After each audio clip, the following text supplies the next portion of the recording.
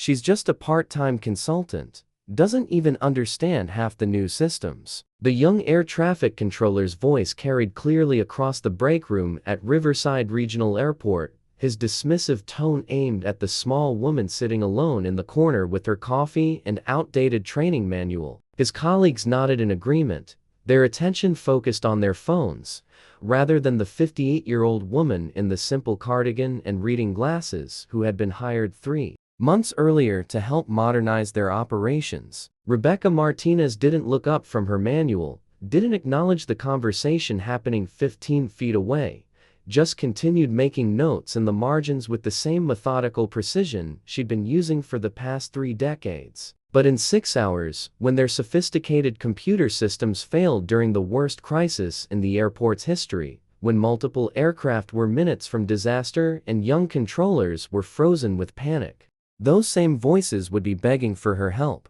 and they would learn that some expertise can't be taught in a classroom, can't be simulated in training exercises, and can't be replaced by the newest technology. Tuesday afternoon at Riverside Regional Airport, a mid-sized facility serving a metropolitan area of 400,000 people in Central Texas. The control tower rose 12 stories above the main terminal, its windows offering panoramic views of 2 intersecting runways, dozens of hangars, and the endless Texas sky that stretched to every horizon. Inside the tower's cab, 6 air traffic controllers managed the steady flow of commercial flights, private aircraft, and cargo planes that used the airport as a regional hub. Rebecca Martinez sat at a corner workstation that had been grudgingly provided for her consulting role, review outdated standard operating procedures, and trying to reconcile them with the tower's recently upgraded computer systems. At 58, she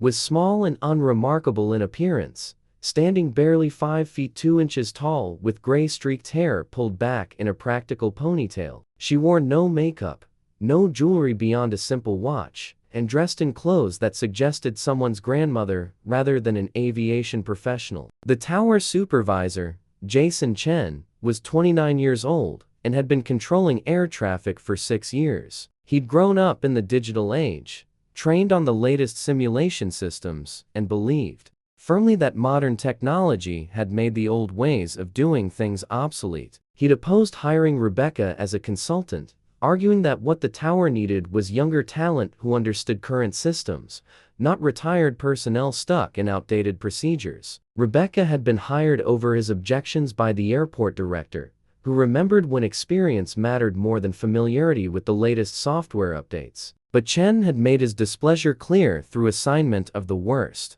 desk, exclusion from important meetings, and casual dismissiveness that his team had quickly adopted as their own attitude. The afternoon shift was routine. 17 aircraft movements scheduled over the next 4 hours, weather clear and calm.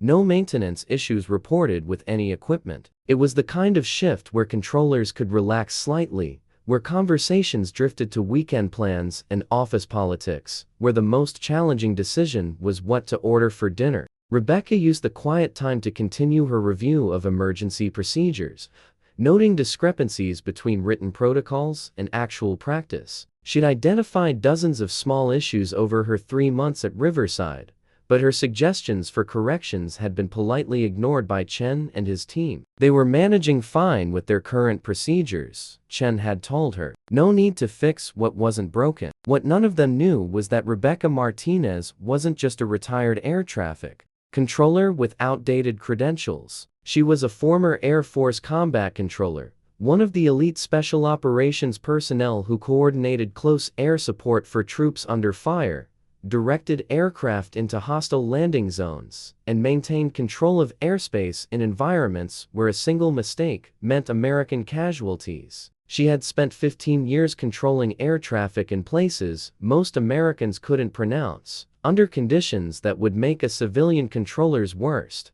nightmare look like a training exercise. She talked fighter jets onto targets while enemy fire bracketed her position. She'd guided medevac helicopters into hot landing zones at night without lights. She'd coordinated massive air operations involving dozens of aircraft from multiple services, all while living in a foxhole and eating mess. But her service was classified, her deployments were officially administrative assignments, and her decorations were stored in a safe deposit box rather than displayed on her wall. When she'd retired from the Air Force and applied for civilian air traffic controller positions, her resume showed only basic qualifications and a few unremarkable duty stations. The spectacular achievements, the lives saved, the impossible situations overcome, none of that appeared in her official record. The crisis began at 4:47 p.m. with a simple error message on the primary radar system. Chen glanced at it, assumed it was a minor glitch, and continued his conversation with the controller named Sarah Morrison about weekend plans. The backup system would handle any actual traffic, and IT would fix the primary system during the overnight maintenance window. At 4:52 p.m., the primary communication system began experiencing intermittent failures. Controllers could hear aircraft, but pilots were reporting broken and garbled transmissions from the tower. Chen called the IT department, was told they were investigating, and wasn't particularly concerned. They still had backup radios. At 4:58 p.m., the tower's main computer system crashed completely. All screens went black, all automated systems failed, all digital flight strips disappeared. In the sudden silence, 6 young controllers stared at dead monitors with expressions of growing panic. Chen felt ice water replace the blood in his veins. The tower had just gone completely dark during an active shift with 11 aircraft in their airspace. 4 commercial jets inbound for landing, 3 departing aircraft still in their departure corridor, 2 helicopters conducting flight training, and 2 private planes requesting clearance to enter the pattern. The backup systems, which should have activated automatically within seconds, remained dark. The redundant power supplies, which should have prevented this exact scenario, had somehow failed simultaneously with the primary systems. The tower was effectively blind and mute, unable to see aircraft on radar and unable to communicate with pilots except through handheld emergency radios that had half the range and reliability of their primary systems. Morrison grabbed an emergency radio and tried to establish contact with the inbound commercial flights. Her voice, usually confident and professional, cracked with barely controlled panic. Delta 2847, Riverside Tower, we have lost our primary systems. Switch to emergency frequency 121.5 and maintain current altitude and heading. The response was broken and barely intelligible,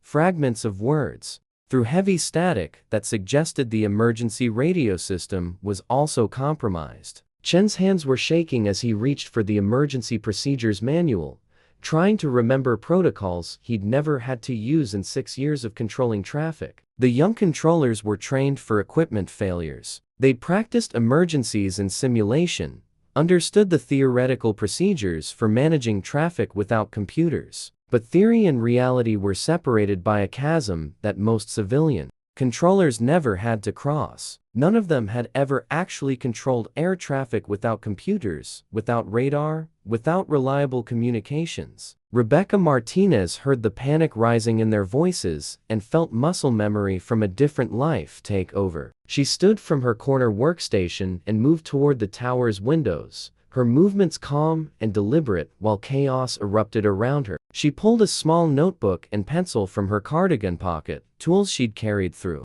a dozen deployments and never stopped carrying even in retirement. "Chen," she said, her voice cutting through the noise with unexpected authority, "I need a PIRP from every aircraft. Position, altitude, heading, fuel status. Use the handheld radios. Keep transmissions short and clear. Get me that information now." Chen spun toward her, his face flushed with stress and anger. "We don't have time for your outdated procedures. We need to activate the emergency protocols and get these planes to alternate airports. Your emergency protocols require computer systems you don't have," Rebecca said, her tone flat and matter of fact. "You have 11 aircraft in your airspace, some of them on crossing paths, all of them flying blind because you've lost your ability to give them traffic advisories. You have maybe 8 minutes before 2 of those inbound jets are on a collision course. Now, get me those position reports." Something in her voice, in the absolute certainty of her words, made Chen Pause. The other controllers had stopped their frantic radio calls and were staring at Rebecca, seeing her clearly for perhaps the first time since she'd started working in their tower. Sarah Morrison spoke up, her voice steadier than it had been. "Ma'am, even if we get position reports, we can't track them without radar. They'll be moving, changing altitude, and we won't know where they are." "I'll know where they are," Rebecca said simply. She moved to the windows facing the primary runway, her eyes scanning the sky with systematic precision. "I need someone on each window, calling out visual contacts. I need someone on the emergency radio maintaining continuous communication with all aircraft. And I need everyone to stop panicking and start acting like air traffic controllers." The authority in her voice was undeniable now, completely at odds with the quiet consultant they'd been dismissing for 3 months. Chen found himself nodding, delegating assignments as Rebecca had directed, his earlier objections forgotten in the face of an emergency that was beyond his training and experience. Rebecca began issuing instructions with the rapid-fire precision of someone who had controlled air traffic under conditions that made this emergency look manageable by comparison. She established a mental picture of the airspace based on the last known positions before the systems failed, calculated aircraft movements based on standard speeds and filed flight plans, and began sequencing traffic, using nothing but geometry, timing, and experience. Delta 2847, turn right heading 090, descend, and maintain 2,500 feet. You have crossing traffic at your 9 o'clock, 2 miles, 3,000 feet. The transmission was clear and calm, delivered in a voice that suggested this was routine rather than desperate. American 1653, extend your downwind, I'll call your base turn. You're number 2 behind the Delta 737, currently 3 miles ahead of you on a right downwind. Cessna 4 Romeo Charlie remain clear of Class Delta airspace, orbit to the south at 1,500 feet. I'll call you when I have a landing sequence. The controllers watched in amazement as Rebecca Martinez transformed from dismissed consultant to tactical air traffic controller, managing 11 aircraft through complex sequencing without any of the tools they'd been trained to consider essential. She maintained a mental picture of every aircraft's position, updated constantly through pilot reports and visual scanning. She calculated closure rates, turning radiuses, and descent profiles in her head, making decisions that would normally require computer assistance. But the crisis was far from over. The computer failure had been triggered by a massive power surge that had damaged not just the tower's systems, but the airport's entire electrical grid. The runway lights, which would be essential for landing aircraft in the growing darkness, were flickering unreliably. The emergency generator, which should have provided backup power, was running, but not supplying enough voltage to operate the full lighting system. Chen was on the phone with airport maintenance, his voice rising with frustration. "They're saying it'll take at least 40 minutes to restore full power. We can't land these planes without runway lights." Rebecca continued tracking aircraft while calculating fuel reserves based on the position reports she'd collected. She had 2 commercial jets that were within 30 minutes of minimum fuel,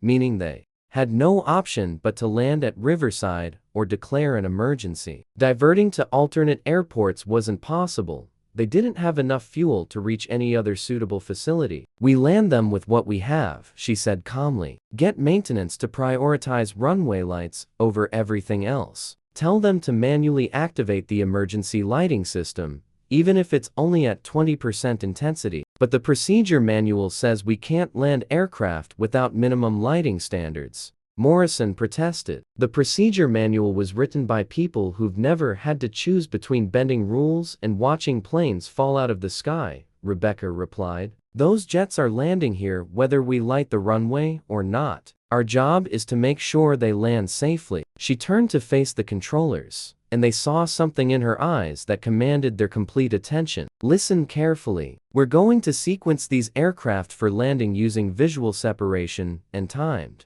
intervals. No computers, no radar, just basic air traffic control the way it was done for decades before we had all this technology. Chen, you're going to call the turns. I'll give you the sequence and timing.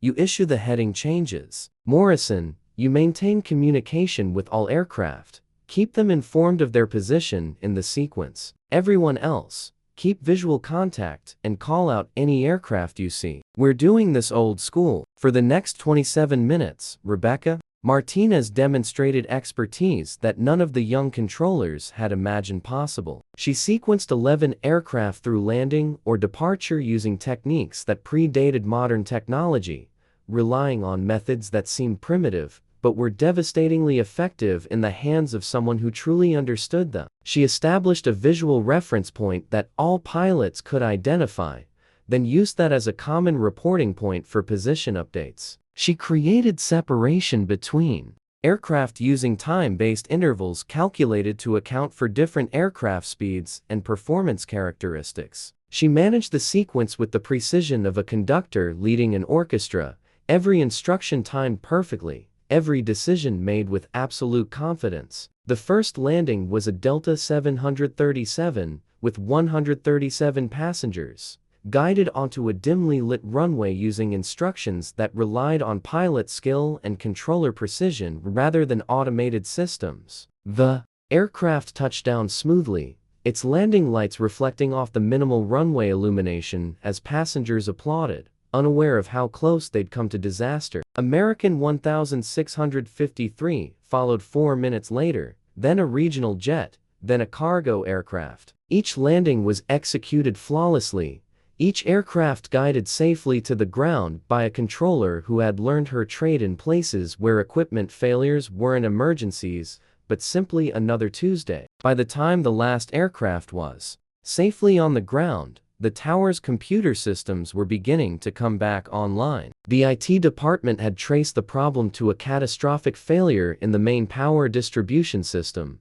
a 1 in a million failure that had cascaded through multiple backup systems simultaneously. Chen's hands were still shaking as he set down his headset and turned to look at Rebecca Martinez, who had returned to her corner workstation and was calmly making notes in her training manual as if nothing extraordinary had happened. "Ma'am," he said, his voice rough with emotion and exhaustion, "where did you learn to do that?" Rebecca looked up from her notes, her expression mild behind her reading glasses. "Do what?" "Control 11 aircraft through an emergency without any equipment," Morrison said, walking over to join the conversation. "I've been doing this job for years, and I couldn't have managed what you just did. That wasn't just experience. That was something else entirely." Rebecca was quiet for a long moment, weighing how much to share with these young controllers who had dismissed her for 3 months, but might finally be ready to listen. When she spoke, her voice carried the weight of memories that couldn't be fully expressed in words. "Before I worked in civilian air traffic control,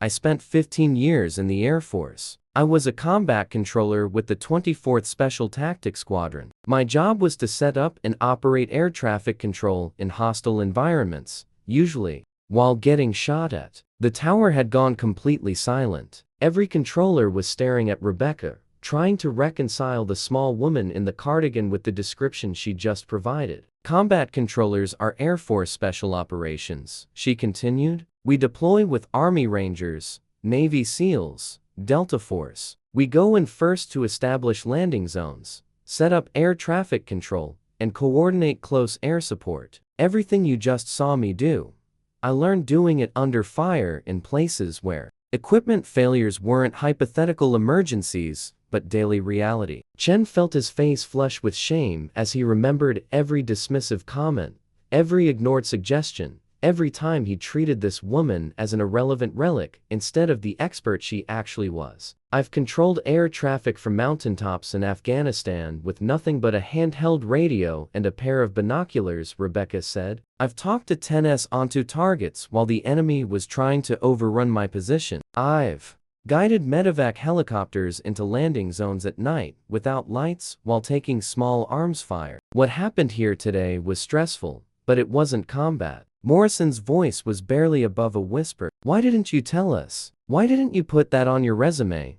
Show us your credentials." "Because most of what I did was classified," Rebecca explained. "My deployments were officially listed as administrative assignments. My actual missions were need to know and civilian air traffic Controllers don't need to know. When I retired and applied for civilian positions, my resume showed the bare minimum required for FAA certification. She paused, then added with a slight smile, and honestly, I didn't think I'd need to justify my expertise. I thought my performance would speak for itself. I was wrong about that. The airport director arrived in the tower 30 minutes later, having been briefed on the emergency and its resolution. He found a very different atmosphere than the casual dismissiveness that had characterized the facility's attitude toward their consultant. The young controllers were gathered around Rebecca, asking questions about her military service, about techniques for controlling traffic without computers, about the mental processes she'd used to maintain situational awareness during the crisis. Director Morrison, Rebecca said as he entered,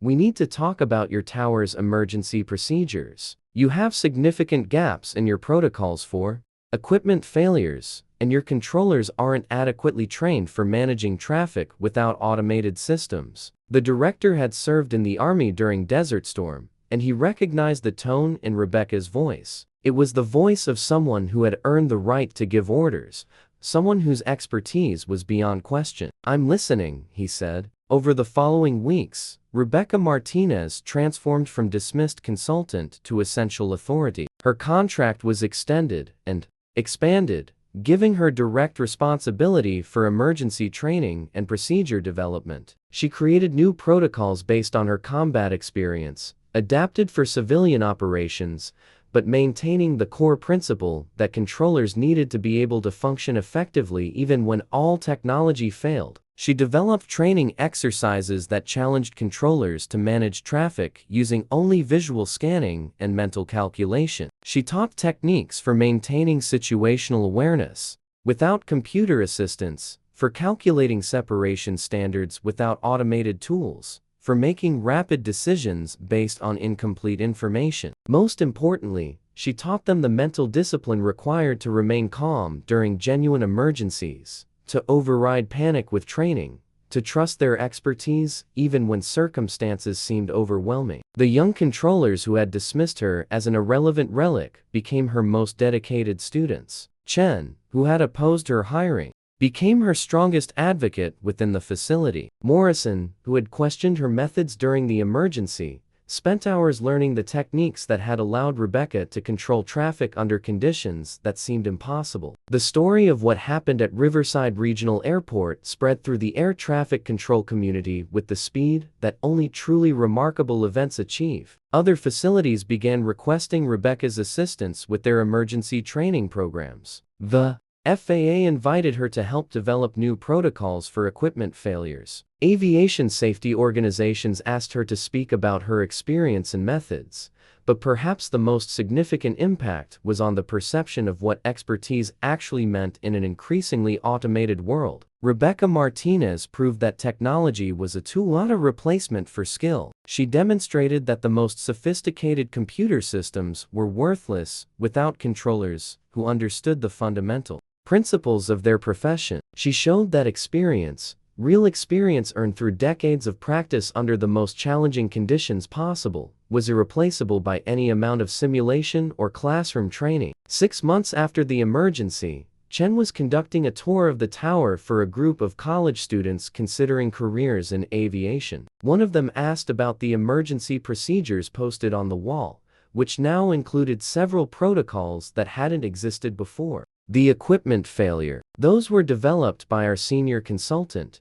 Chen explained, gesturing toward Rebecca, who was working with a young controller on visual scanning techniques. She's a former Air Force combat controller who spent 15 years managing air traffic in combat zones. "Everything you see in this tower, every procedure we follow, is influenced by her experience." The students looked at the small woman in the cardigan, trying to reconcile her appearance with the description they'd just heard. One of them, a young woman studying aviation management, approached Rebecca with a question. "Ma'am, if you don't mind me asking, why did you decide to work as a civilian controller after retiring from such an elite military position? It seems like a step down." Rebecca looked up from her training session and considered the question carefully. "Young lady," she said, Every aircraft that lands safely at this airport carries people who are important to someone. Every pilot I help get home safely has a family waiting for them. The stakes might be different than they were in Afghanistan, but the mission is the same. I'm still using my skills to save lives." She gestured toward the windows overlooking the airport. "Besides, heroism isn't about wearing a uniform or deploying to combat zones. It's about using whatever skills you have to help others,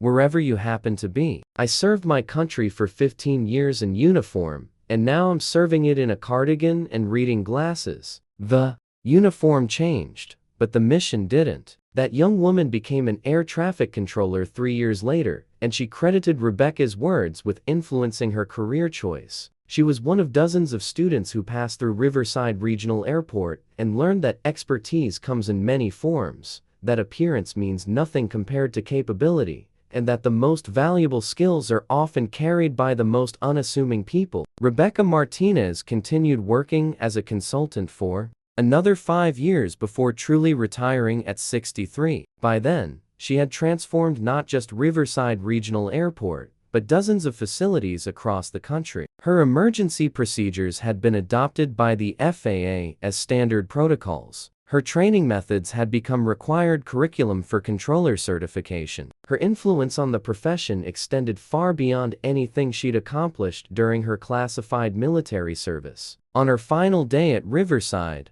the tower held a ceremony that drew controllers from across the region. The airport director presented her with a plaque commemorating her service, but more meaningful were the words from Chen and Morrison and dozens of other controllers whose lives and careers had been shaped by her expertise. "You taught us that technology is just a tool," Chen said, speaking for the group. "You showed us that the most important computer in any tower is the one between our ears. You proved that real expertise can't be replaced by any software update or automated system." Most importantly, Morrison added, "You taught us to never judge someone's capabilities by their appearance or their resume. The person sitting quietly in the corner might be the most qualified person in the room." Rebecca Martinez smiled, remembering the young controllers who had dismissed her 3 months before she saved their careers and possibly their lives. She thought about the full circle her career had taken, from learning to control air traffic in